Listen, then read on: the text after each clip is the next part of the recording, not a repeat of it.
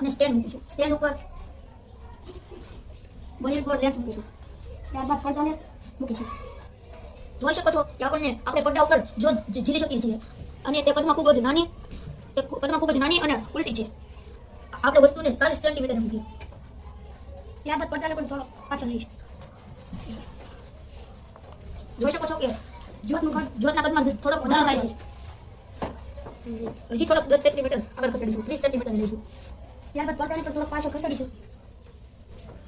હવે આપણને દેખાઈ શકે છે કે હવે જ્યોતના કદ સમાન થઈ ગયું છે. વસ્તુને હજી 10 સેન્ટીમીટર આગળ ખસેડીશું. પડદાને પણ થોડોક પાછળ ખસેડીશું. જોઈ શકો છો કે જ્યોતના કદમાં ખૂબ જ વધારો થઈ ગયો છે. તે ખૂબ જ મોટી દેખાય છે. હજી 10 સેન્ટીમીટર આગળ લઈશું. હવે તો તે પડદા ઉપર ઝીલી પણ નથી શકાય. આભાસી પ્રતિબિંબ